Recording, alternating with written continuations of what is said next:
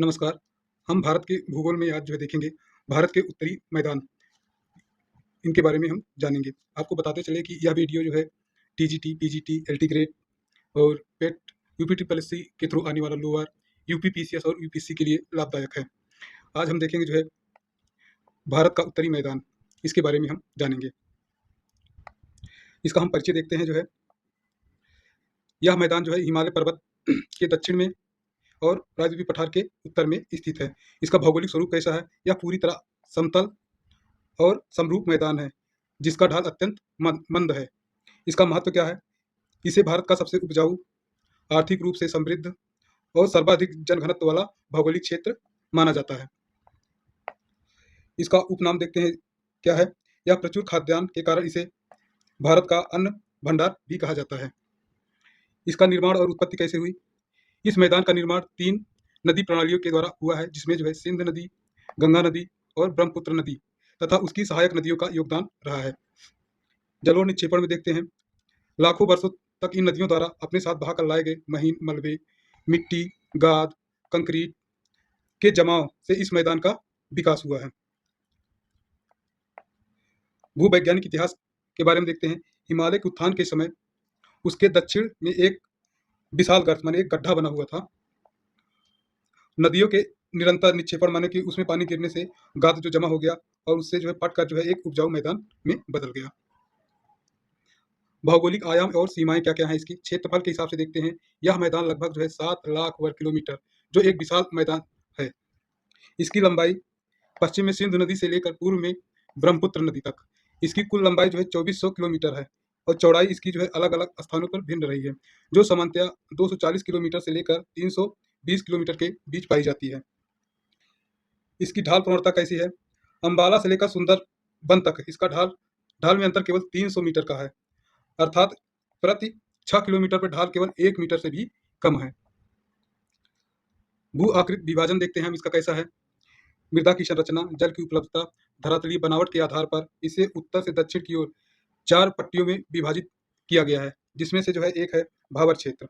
भाबर क्षेत्र शिवालिक की पहाड़ियों के समानांतर सिंध से तीस्ता नदी तक यह 8 से 16 किलोमीटर चौड़ी एक सकरी पट्टी है। संरचना में इसके क्या है?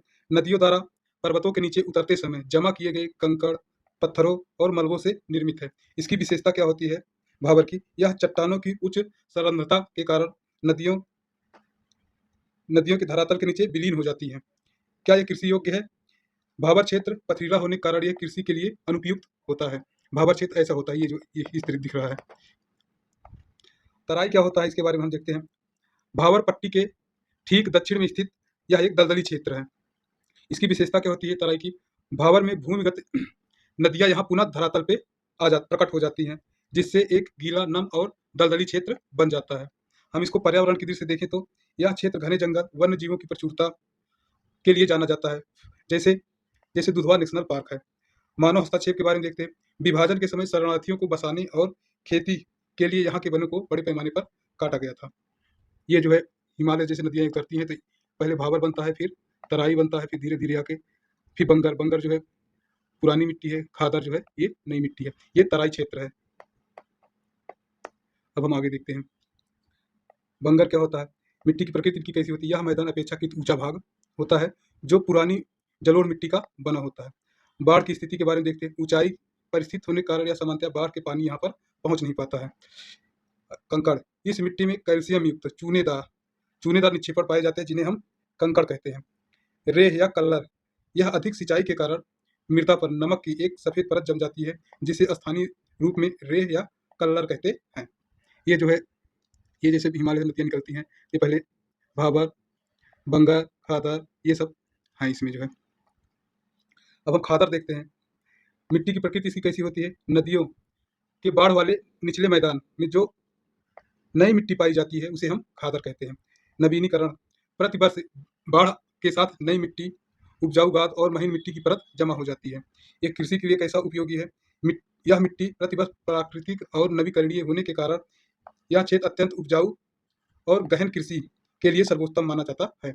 जैसे ये भाबर क्षेत्र हो गया, कंकड़ पत्थर हैं। तराई हो गया, जहाँ पे जो है नम क्षेत्र रहता है, जंगल रहते हैं, ये सब है। बंगर जो है बंगर जो है पुरानी मिट्टी होती है, यहाँ यहाँ पर बाढ़ का पानी नहीं आ पाता, जैसे आप देख सकते हैं। खादर खादर जो है ये नवीन मिट्टी होती है, यहाँ पर बाढ़ का पानी आसानी से आ जाता है। अब हम आगे देखते हैं। प्रादेशिक क्षेत्रीय विभाजन हम देखते हैं अब। नदी प्रणाली और क्षेत्रीय भिन्नताओं के आधार पर इस मैदान को हम 3 भागों में बाँट कर देखते हैं। जैसे पहला है पंजाब का मैदान।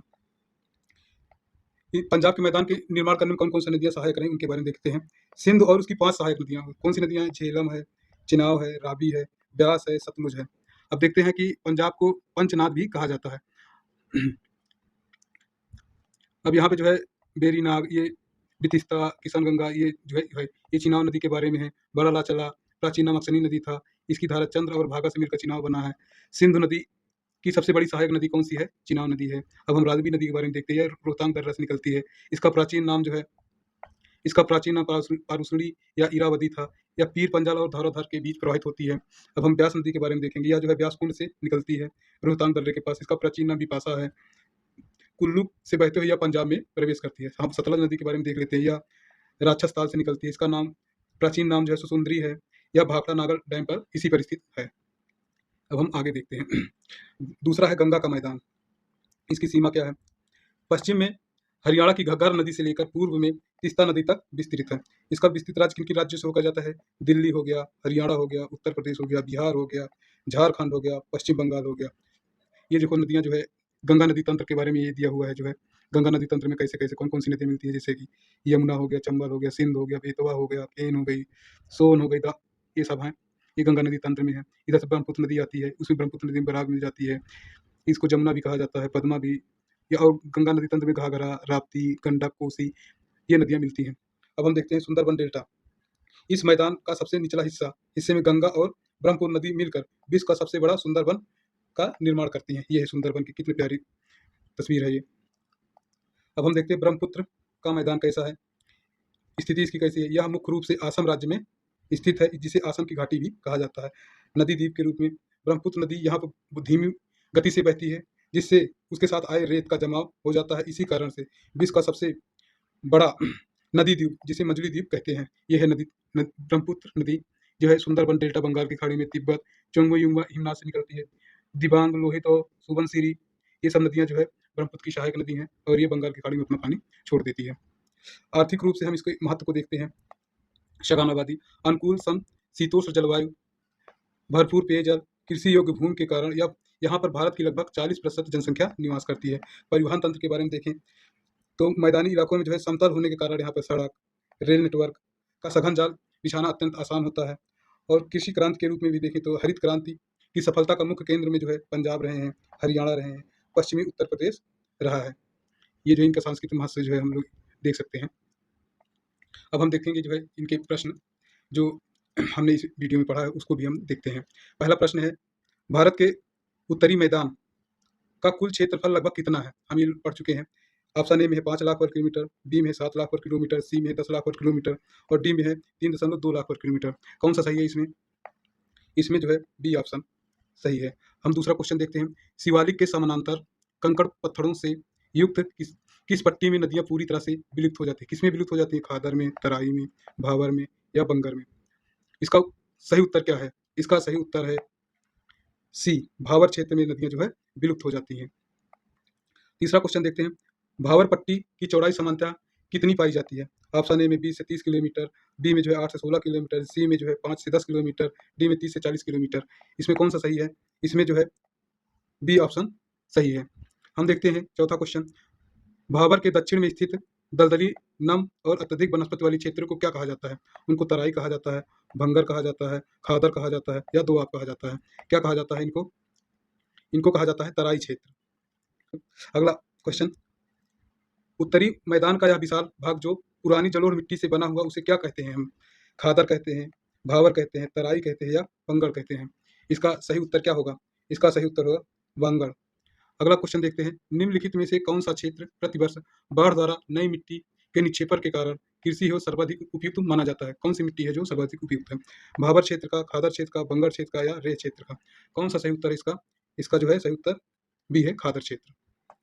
अगला क्वेश्चन देखते हैं। बंगर मिट्टी में पाए जाने वाले कैल्शियम युक्त चूनेदार निक्षेपण को स्थानीय भाषा में क्या कहा जाता है? कंकड़ कहा जाता है, कल्लर कहा जाता है, चोस कहा जाता है या बेट कहा जाता है? क्या कहा जाता है? इसको कहा जाता है कंकड़। अगला क्वेश्चन, दोआब शब्द भौगोलिक रूप से किसको प्रदर्शित करता है? दो पर्वतों के मध्य सकरा रास्ता को, दो नदियों के बीच उपजाऊ भूमि को, नदी के मुहाने को या लैगून के क्षेत्र को किसको कहा जाता है? इसका सही उत्तर है ऑप्शन बी। अब हम देखते हैं आगे। पंजाब के मैदान का निर्माण मुख्य रूप से किस नदी तंत्र द्वारा किया गया है? गंगा नदी तंत्र द्वारा, ब्रह्मपुत्र नदी तंत्र द्वारा, सिंध नदी तंत्र द्वारा या दामोदर नदी तंत्र द्वारा? किस नदी तंत्र द्वारा इसका जो है विकास किया गया है? इसका सही उत्तर है सी, सिंधु नदी तंत्र से। अगला क्वेश्चन देखते हैं हम। ब्यास और सतलुज नदियों के बीच दोआब को क्या कहा जाता है? बाहरी दोआब, बिस्त दोआब, रचना दोआब या चाच दोआब? क्या सही है इसका आंसर? इसका सही आंसर है बी, बिस्त दोआब कहा जाता है। अगला क्वेश्चन देखते हैं हम। भौगोलिक दृष्टि से गंगा का मैदान किन दो नदियों के मध्य फैला हुआ है? पहले ऑप्शन में यमुना और सोन है, दूसरे में जो है सिंधु और सतलज है, तीसरे में जो है घग्गर और तीस्ता है, चौथे में जो है गंगा और ब्रह्मपुत्र है। इसका सही उत्तर क्या है? इसका सही उत्तर है सी, घग्गर और तीस्ता नदियों के बीच में स्थित है। अगला क्वेश्चन देखते हैं। विश्व का सबसे बड़ा नदी द्वीप मजुली किस नदी घाटी में स्थित है? गंगा नदी घाटी में स्थित है, सिंधु नदी घाटी में स्थित है, ब्रह्मपुत्र नदी घाटी में स्थित है या महानदी घाटी में स्थित है? इसका सही उत्तर क्या है? इसका सही उत्तर है ब्रह्मपुत्र नदी घाटी में स्थित है। अगला क्वेश्चन देखते हैं। शुष्क और अर्धशुष्क क्षेत्रों में अत्यधिक सिंचाई के कारण बंगर भूमि पर जमने वाली सफेद नमकीन लवण की परत को क्या कहा जाता है? कंकड़ कहा जाता है, खादर कहा जाता है, रेत या कल्लर कहा जाता है या भूर कहा जाता है? क्या कहा जाता है? इसका सही उत्तर है रे या कल्लर। अगला क्वेश्चन देखते हैं। उत्तरी मैदान को शिवालिक श्रेणी से अलग करने वाले सीमांत भ्रंश को क्या कहा जाता है? पहला ऑप्शन है मुख्य केंद्रीय भ्रंश, दूसरा हिमालय फ्रंटल फाल्ट, तीसरा है मुख्य सीमांत भ्रंश, चौथा है महान सीमांत भ्रंश। कौन सा उत्तर इसमें सही है? इसका सही उत्तर है मुख्य सीमांत भ्रंश। अगला देखते हैं। नदियों के पास स्थित खादर क्षेत्र की बाढ़ प्रभावित निचली भूमि को पंजाब में किस नाम से जाना जाता है? बेट कहते हैं इसको, या ढाया कहते हैं, या भूर कहते हैं, या चोस कहते हैं? क्या कहते हैं इसको? इसको हम कहते हैं बेट। अगला क्वेश्चन देखते हैं। गंगा और ब्रह्मपुत्र नदियों द्वारा निर्मित विश्व का सबसे बड़ा डेल्टा कौन सा है? मिसिसिपी का डेल्टा, सुंदरबन डेल्टा, नील नील डेल्टा, कावेरी डेल्टा? कौन सा उसका सही उत्तर है इसका? इसका सही उत्तर है बी, सुंदरबन डेल्टा। अब हम अगला क्वेश्चन देखते हैं। पंजाब के अर्धशुष्क भागों में हवा द्वारा जमा की गई लहरदार बलुआ मिट्टी के टीलों को क्या कहा जाता है? ऑप्शन ए में है भूर, ऑप्शन बी में है कंकड़, ऑप्शन सी में चोस, ऑप्शन डी में है तराई। क्या कहा जाता है इनको? इनको कहा जाता है भूर। अगला क्वेश्चन देखते हैं। अंबाला शहर किन दो नदी तंत्रों के बीच एक जल विभाजक के रूप में कार्य करता है? कौन सा है? ऑप्शन ए में जो है गंगा और ब्रह्मपुत्र, ऑप्शन बी में सिंध और गंगा, ऑप्शन सी में यमुना और चंबल, ऑप्शन डी में जो है नर्मदा और ताप्ती है। कौन सा उत्तर इसमें सही है? इसमें सही उत्तर है सिंध और गंगा नदी के बीच। अगला क्वेश्चन देखते हैं। पंजाब के होशियारपुर जिले में शिवालिक पहाड़ियों से निकलने वाली मौसमी और तीव्र खंड बनाने वाली जलधाराओं को क्या कहा जाता है? पहला ऑप्शन है चोस, दूसरा है बीर, तीसरा है रया और चौथा है बेट। क्या सही उत्तर है इसका? इसका सही उत्तर है चोस। अगला क्वेश्चन देखते हैं। गहन कृषि के लिए बिना किसी अतिरिक्त खाद के भी कौन सा क्षेत्र सबसे उपयुक्त माना जाता है? ऑप्शन ए में भाबर क्षेत्र, ऑप्शन बी में जो है तराई का दलदली क्षेत्र, ऑप्शन सी में जो है खादर क्षेत्र, ऑप्शन डी में जो है बंगर का चूनेदार क्षेत्र। इसमें कौन सा सही है? इसमें सही उत्तर है खादर क्षेत्र। समाप्त हो गया। धन्यवाद।